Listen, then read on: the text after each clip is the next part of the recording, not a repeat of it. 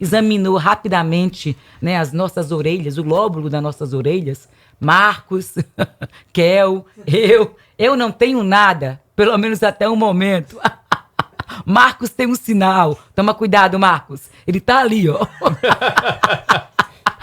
Doutor José Leitão, fala pra gente o que é o sinal de Frank, né? Quais são, o que a gente deve observar, quais os sinais que devem ser observados. Bom dia, seja bem-vindo ao Jornal da Mix. Bom dia a todos, eu que agradeço a participação. O sinal de Frank nada mais é do que uma prega no lóbulo da orelha, normalmente bilateral, ou seja, nas duas orelhas. E ele é um marcador, na verdade, de envelhecimento precoce. Em 1973, esse pneumologista inglês, ele descreveu esse sinal em mais ou menos 20 pacientes. Então ele percebeu que tinha essa alteração na orelha e pacientes que tinham angina, ou seja, dor no peito. E esse sinal ficou conhecido como um marcador para a doença coronariana. Até hoje, na verdade, a literatura não sabe explicar de forma científica o porquê dessa relação, dessa alteração, dessa prega na orelha relacionada ao coração. Sabe-se que realmente é um marcador de envelhecimento precoce, mas não necessariamente está intimamente relacionado, ou seja, a fisiopatologia, o desenvolvimento desse sinal com a doença coronariana, mas sim, de fato há. Só para vocês terem uma ideia, tem uma especificidade, uma sensibilidade muito alta. Isso, de forma científica, quer dizer que é um sinal, que é um importante marcador, onde encontrado no paciente, em especial aquele que já tem uma história familiar, ele precisa iniciar a investigação de doença coronariana. Agora, essa prega, né, ou pelo menos esse traço na orelha, conhecido como sinal de Frank, ele desperta alerta a partir de quantos anos? Normalmente, pacientes acima de 40 anos. É como eu falei, ele funciona como um marcador... Então, o adolescente pode aparecer isso lá desde a adolescência, não vai ser suspeito. Se ele tiver 40, aí ele fica adulto, com 45 já tem que ser investigado. Exatamente. Normalmente, pacientes com baixo risco cardiovascular, pessoas jovens abaixo de 40, 45 anos, ele não vai ter uma especificidade nem uma sensibilidade tão importante assim. Mas, claro, a gente precisa analisar o paciente como um todo. A história clínica, a história principalmente familiar. A gente sabe que a doença coronariana ela tem um componente genético muito forte. Mesmo aquele paciente que ele pratica atividade física, é um paciente que é magro, teoricamente bem saudável, ele precisa fazer uma investigação caso tenha uma história familiar assim, um parente de primeiro grau, um pai, um irmão ou um tio que teve AVC ou infarto, ele deve seguir sim a investigação precocemente. Agora, identificar o sinal de Frank não significa que a pessoa terá necessariamente um problema no coração. Exatamente, ele funciona como um alerta.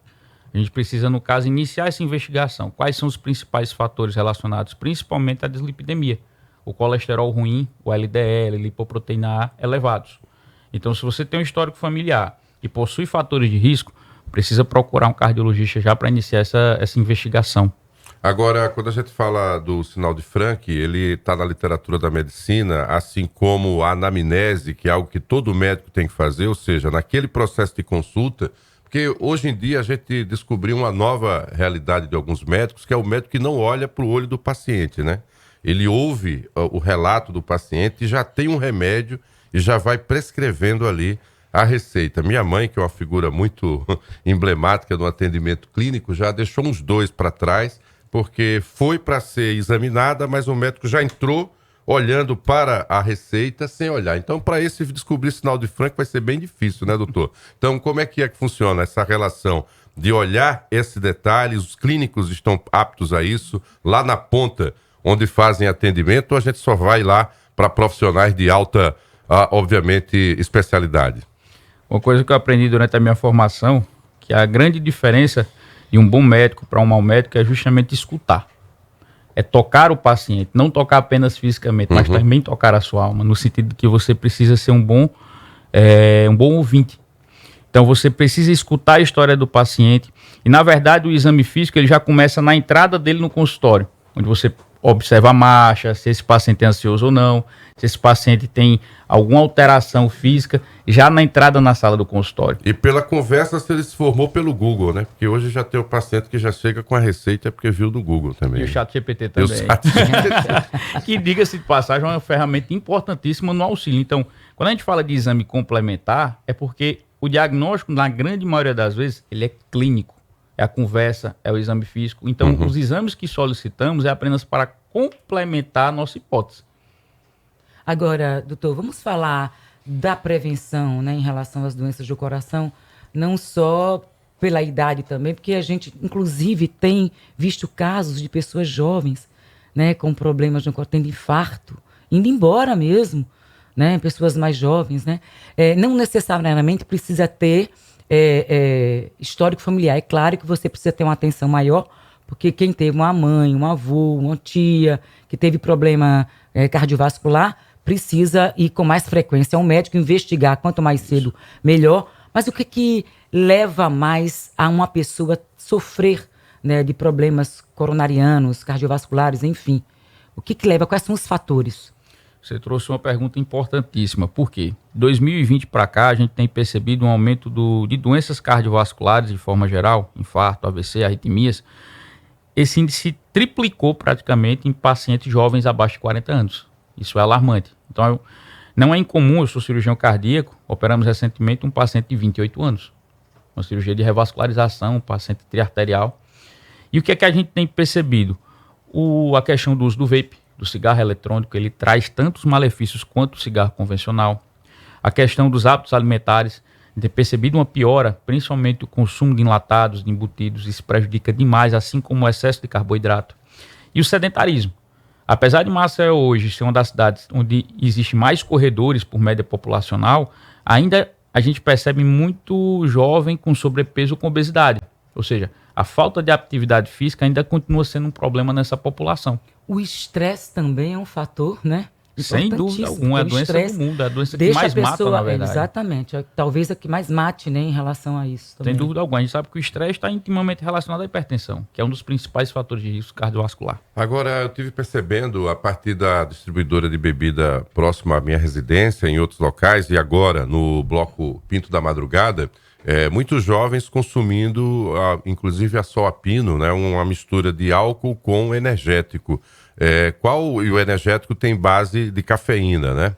E a gente sabe que a cafeína também é um dos produtos que altera, inclusive, o batimento cardíaco. Qual a relação disso em relação à saúde do coração?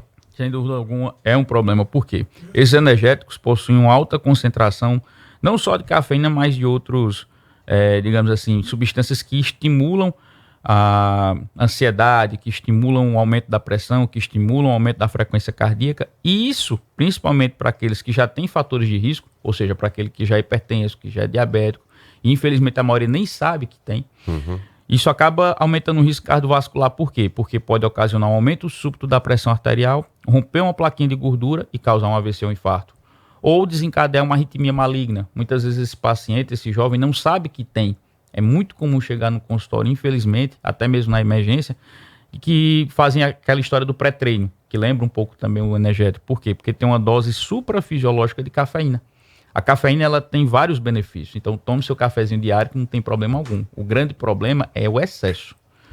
A gente tem visto, inclusive, casos de pessoas praticando atividade física, tendo um infarto durante a prática da atividade física, seja na academia, seja jogando futebol, voleibol, enfim. Inclusive casos com mulheres também, né? Exato. Outro grande problema que a gente tem enfrentado é a questão do uso de anabolizantes. A reposição hormonal feita de forma inadequada, sem um acompanhamento médico. Isso é um problema grave. A principal causa de óbito em jovens abaixo de 30 anos é a miocardiopatia hipertrófica. É o aumento da musculatura do coração que acarreta arritmias malignas, levando assim à morte súbita. Então, nessa faixa etária, não necessariamente é um infarto, mas sim essa miocardiopatia hipertrófica que pode desencadear arritmias malignas. E um dos principais fatores de risco, além de ser genética essa doença, um gatilho pode ser o uso de anabolizante. Lembra que o coração é um músculo. Então, quando eu faço uso de anabolizante, estou hipertrofiando, aumentando não só a musculatura esquelética, mas também a musculatura do coração. Atingindo também o coração. Nesse final de semana também, para mim foi emblemático, porque como eu não bebo mais, aí eu consigo observar todo o entorno e lembrar com clareza, né, das situações. Alguns músicos, né, que se apresentavam num determinado ponto onde eu estava, falavam de brincadeira de uns remédios, são estimulantes sexuais, Viagra, Tadala é Tadalafila, né? E pessoas que usam esses estimulantes ou remédios que teriam essa função também para melhorar o desempenho sexual, correm risco também de ter uma parada lá na hora? Nesse caso em específico, o uso, como qualquer outra medicação, a gente precisa de orientação. tanto o tadalafila ou sildenafila, são medicações seguras, sim. O grande problema é quando você faz o uso indiscriminado. Então tem jovens que usam 2, 3, 4 comprimidos achando que essa superdosagem irá melhorar o desempenho sexual. E não é assim, pessoal. Existe uma dose máxima e acima disso não vai melhorar em absolutamente nada. Pelo contrário. Só vira excesso no próprio organismo. Exatamente. O grande problema dessas medicações é o uso concomitante com outros vasodilatadores. Por exemplo, se você usa o tadalafila, mas já faz uso do isordil, monocordil, você não pode. Porque você vai potencializar esse efeito vasodilatador. E também só pode ser por recomendação médica, claro. O ideal é que sim, faça uma consulta antes, prévia, para realizar o uso da medicação. É importante a gente destacar toda essa prevenção, doutor, quanto mais cedo, melhor, né? Mas caso a pessoa seja detectada com aquele probleminha ali, você fala, colesterol tá alto, né? O colesterol ruim, que chamam, que tem o colesterol bom, que é ótimo, isso aí nesse caso pode estar alto, mas o colesterol ruim, né? E aí detectou algum problema inicial aí no coração, falar assim, né, de forma bem popular, e aí o médico vem com as orientações de alimentação, inclusive nem toda a atividade física o paciente pode se submeter, né? Por exemplo, caminhada é um excelente exercício, né? Corrida nem todo mundo, né? Depende do que foi detectado no paciente, né, doutor? Exatamente. Antes de iniciar qualquer atividade física, é importante a gente fazer um check-up, uma avaliação do colesterol, da aptidão física, e a partir daí a gente indicar a atividade física que seja mais adequada para a sua faixa etária, para o seu biotipo. Lembrando que toda atividade física ela é benéfica a partir do momento que você faz de forma adequada. Lembrando que você tocou num assunto importantíssimo. A maioria dos pacientes que já tem um diagnóstico, sabe que tem esse risco cardiovascular, eles não se cuidam. Cerca de 70% dos pacientes hipertensos não fazem o uso correto da medicação. Isso é alarmante. Por isso que a hipertensão acaba sendo um fator de risco, sendo o primeiro, o mais comum achado nessas doenças cardiovasculares. Pois é, importante essa informação porque são doenças silenciosas, né? Quando a dor vem aparecer, porque obviamente o órgão já está sofrendo e muito. O início dessa entrevista, para você que começou a acompanhar, fique atento, é sobre o sinal de Frank, é um traço na orelha, né? Uma prega aí na orelha que desperta uma observação melhor também do profissional aí sobre doenças cardíacas. Doutor, existe alguma campanha nacional, algum dia definido aí na medicina para essa investigação, ou cabe a qualquer pessoa que está me ouvindo, homens e mulheres, até a pergunta se também na questão de gênero, né, são mais homens ou mais mulheres que tem o sinal de Frank também na orelha? Nós dedicamos o mês de setembro, que é o Setembro Vermelho, para a conscientização da população sobre a questão das doenças cardiovasculares. Por quê? São as doenças que mais matam no mundo. Só para vocês terem ideia, falando do Brasil, cerca de 400 mil pessoas morrem por ano, ou seja, mais do que a pandemia, por alguma doença cardiovascular. Então isso a gente precisa sempre conscientizar a população. E lembrando, o diagnóstico precoce, principalmente a prevenção, é de suma importância para que você possa ter qualidade de vida.